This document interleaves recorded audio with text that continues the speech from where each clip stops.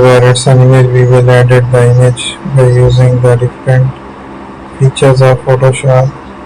Choose the color here, we will take it, use a magenta, create a yellow one, we will generate there, add a paint around it. Let's have some structure, we will keep on editing, generate some designs here,